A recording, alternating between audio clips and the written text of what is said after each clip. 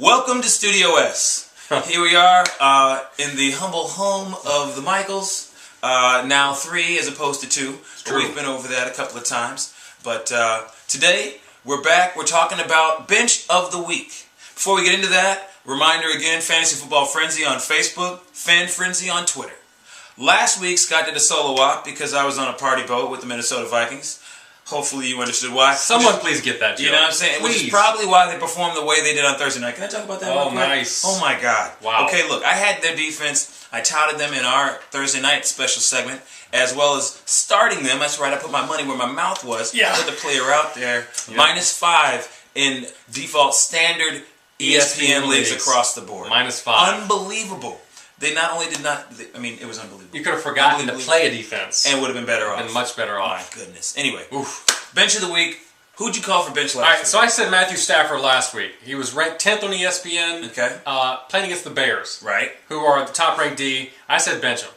I said also rather start Josh Freeman.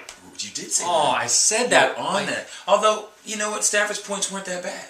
Well, here it is. Stafford ranked 12th. Okay. If you're in a 10-person league, there were some other options you could have gone with. Okay, so possibly. He ranked 12th? It wasn't terrible. He's 12th overall. Okay. In 10-team leagues, it was a good call. Okay. Josh Freeman tied for first, though. Wow.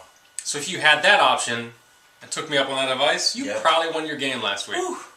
So. I'm just saying. Okay. I'm not saying, I'm just saying. He's just saying. All right. And this week? This week. Oh, this is crazy. What? I cannot believe I'm about to say this out loud. I can't. Do it. I can't. Do it. All right. So Larry Fitzgerald is my bench of the week. I can't believe you said it. I know. I can't believe I said it either. I'm going to keep saying it, though. Larry Fitzgerald, bench of the week. He's ranked 12th on ESPN. Does that qualify? That qualifies, right? Yeah. All right, good. Christopher Harris actually has him ranked 4th on ESPN. Okay. I don't know how that's possible. He's playing against the second-ranked defense, the 49ers, against wide receivers. Yeah. He's got John Skelton throwing him the ball. Do you know how many catches he had last week? He had 4 for 29 yards. Wow. I'd rather have Josh Gordon this week than Larry Fitzgerald. My God, yes. And we'll talk about Josh Gordon later. Okay. That's what I got. All right. Bench of the week. Bench of the week. I did not provide a bench of the week last week for reasons already stated. Party boat. This week, my bench of the week is Michael Turner. Okay. Now, if you even have him on your roster, I feel for you. I know he had a good week. In fact, he had a decent week one week, and I called him a bench. He scampered in for a late score. I think it was the Atlanta defense that put him in a position to do so.